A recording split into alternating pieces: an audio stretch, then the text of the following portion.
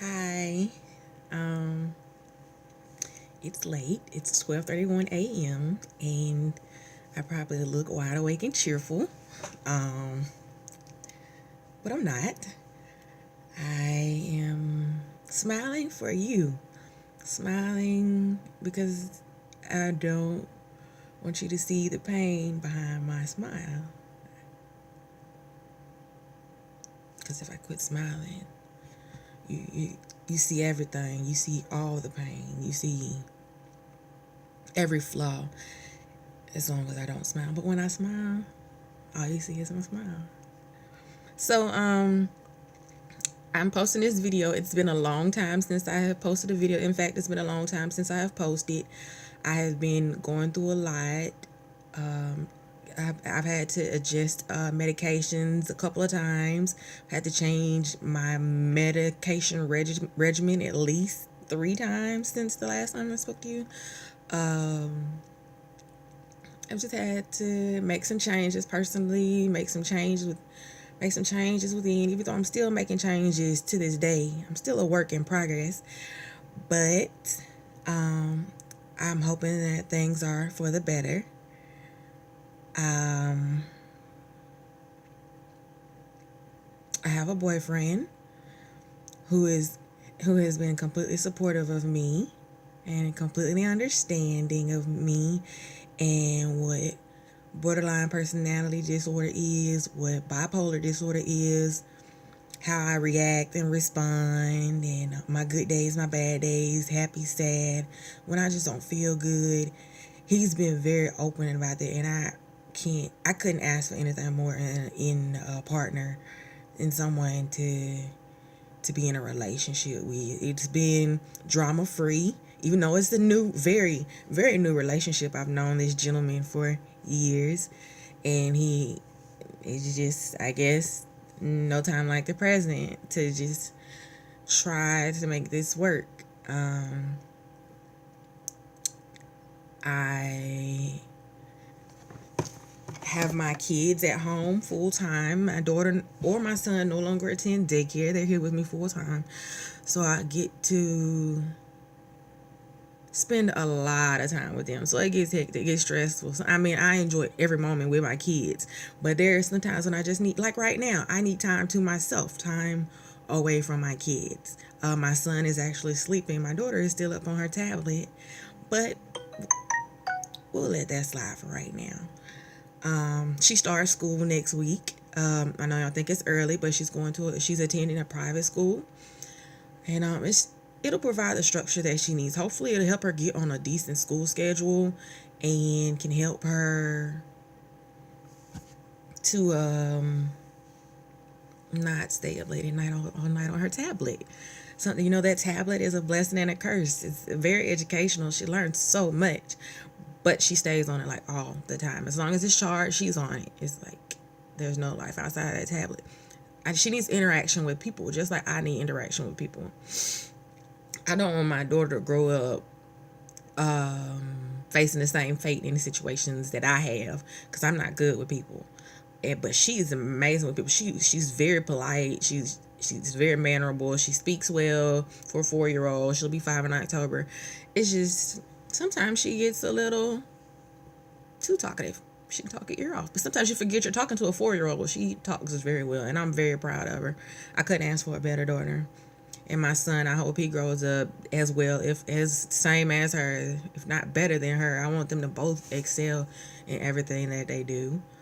I just got to get on the bandwagon to be able to be a soccer mom, or whatever kind of mom I'm going to be, taking them to classes, taking them to rehearsal, taking them to practice, just taking them wherever they need to be, and keep on my toes and be able to handle all that.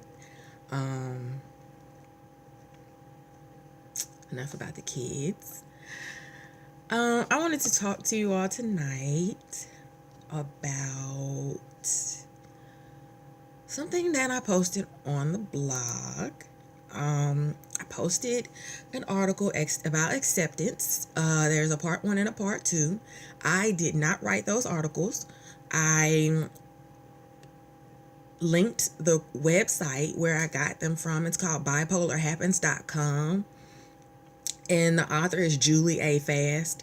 She's an amazing writer. She's very helpful about information about bipolar disorder, accepting it, um, dealing with it, how to overcome it, and just it's a very helpful article. But I chose to link this. I chose to link this article to my blog because a lot of people are bipolar and they don't know it. A lot of people are bipolar and they won't accept the diagnosis of being bipolar. It's normal for people with bipolar to think they're normal, that they're fine, that nothing is wrong. They're in quite denial. There's big lifestyle changes and you would think that, oh, I have bipolar, I can just change my way of thinking and everything's gonna be better. That's not a realistic expectation of bipolar disorder.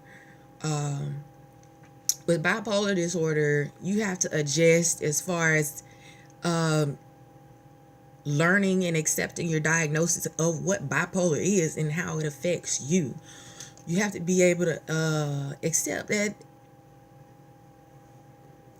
some people need medication to manage bipolar disorder. I need medication to balance bipolar disorder.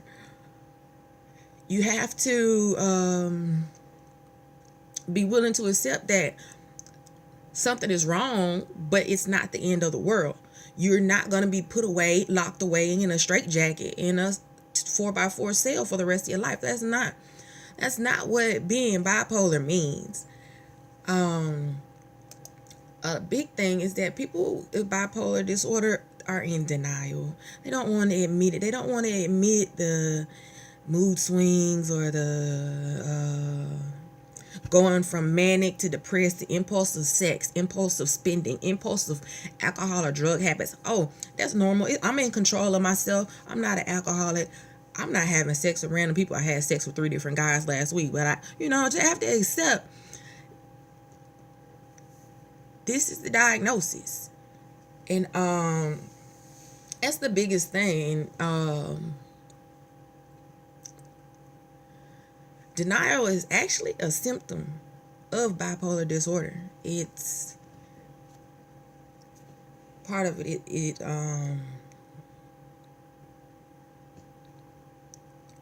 They can be stubborn and just refuse to accept the truth. That's about as simple as I can put it. Just be in denial and don't want to admit I have bipolar. I don't have bipolar disorder. Yeah, boo, you do. You have bipolar disorder. So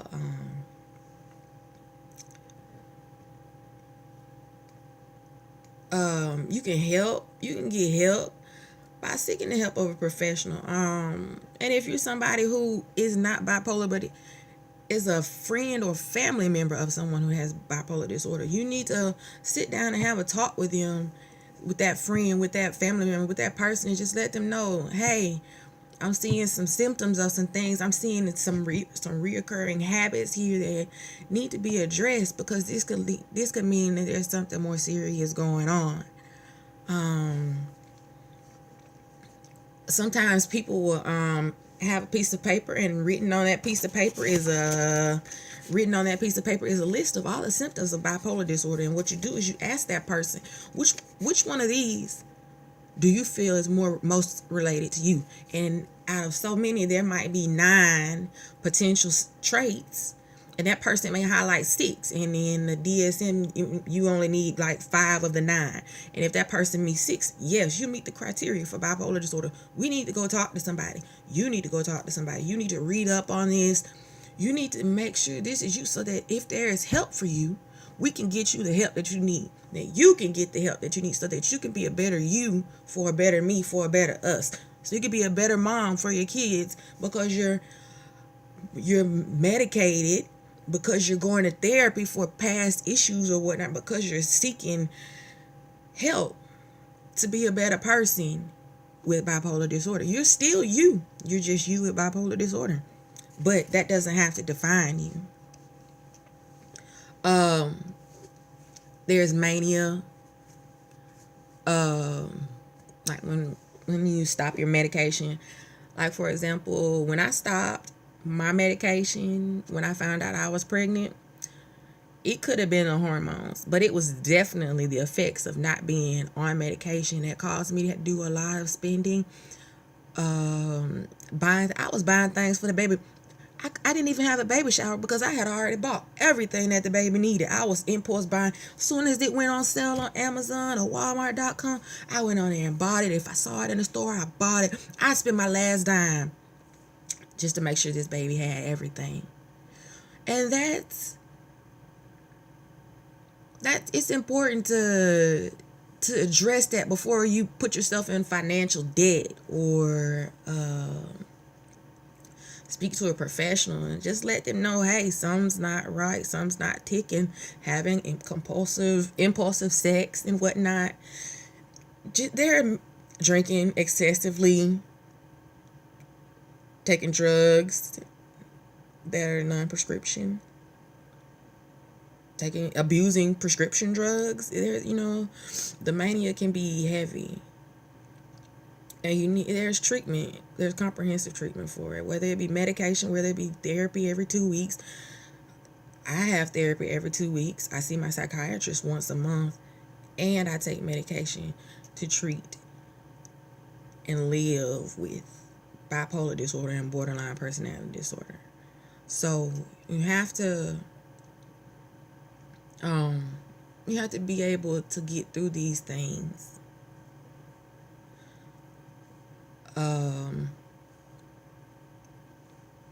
You give up. I give up. I've given up a lot. I give up almost every day. But when I see my kids, that's my reason for continuing to smile and continuing not to give up, even when I don't feel like getting up in the morning and my daughter's hungry and wants some cereal. I may be groggy. I may 10, 15 more minutes. But I wake up and I do it. I get her some cereal. I feed my son some grits. I make sure my kids eat and that they get up and that they're dressed. Sometimes we don't wake up till 9 or 10 o'clock. But we get up. And that's the important thing, is that we don't give up, and keep on keeping on. That's what I say. It's hard, but we make it happen. And that's what's important. You have to be able to accept the reality of your diagnosis. I did have, when I was originally diagnosed, they told me I had bipolar disorder. Then that was inpatient treatment. And once they referred me to outpatient treatment, I was diagnosed with borderline personality disorder. And then after about 6 months of therapy with this therapist, he said, you know what? I think you have dual diagnosis. I think you have bipolar disorder and borderline personality disorder. And I think the two are working against each other at times, because you have mania and depression with bipolar disorder, and then with borderline personality, it's like a burn victim. It's like your feelings are the burn. The sensitivity is elevated to like 1 million. That's how borderline personality feels. And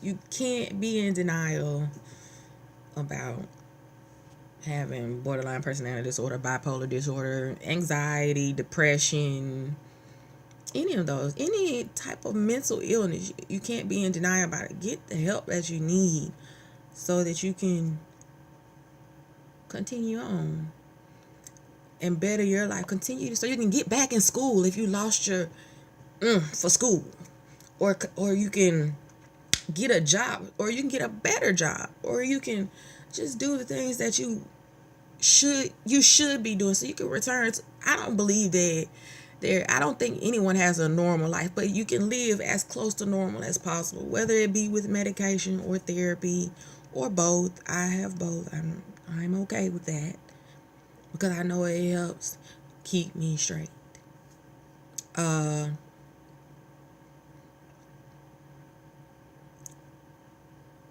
But you have to accept, you have to start by accepting something is not right. Maybe I'm sadder than normal. Maybe I'm more moody than normal. Maybe everything gets to me. Borderline personality disorder. Everything gets to me. You could text message me, huh? If I send you a message and you respond with and I'm gonna cry because I'm like, this person don't understand me. They don't understand me. I just can't. I don't want to text this person no more. That's how my borderline personality disorder is. I react so dramatically to just the smallest of things, and then especially when I'm excited, I'm like overly excited. I get too excited over things that are so basic that I mean, people be looking at me like, what's wrong with her? And I'm like,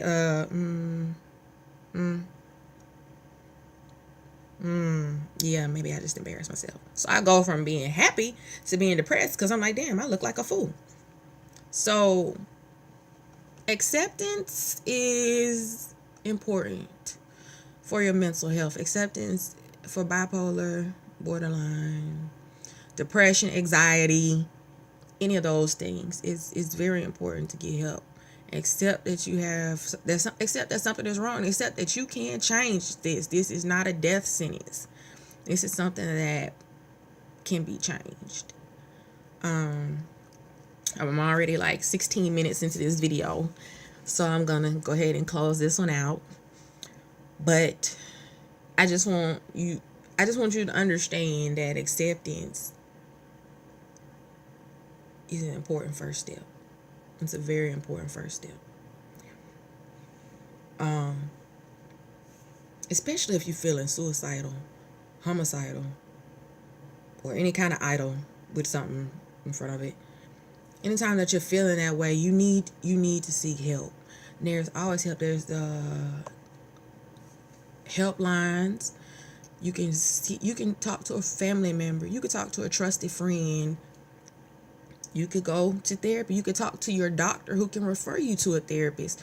There's help out there regardless of your situation. It's not the end of the world. It isn't hopeless. There is help out there. So I made this video mainly to get back out here and let you all know that I'm here. But I also made this video because I want you to understand that you're not alone, and there are other people who are battling, who have a battlefield in their mind every day. So that's all for right now. And I'll be posting another video soon. Thank you for taking the time to listen to me rant and rave for a few minutes. Drop me a comment. Let me know what you think. Let me know what I can do better. Did I talk too fast? Did I talk too much? Is the video too long? Let me know what's going on so I can do better for you. And I'll see you on my next video.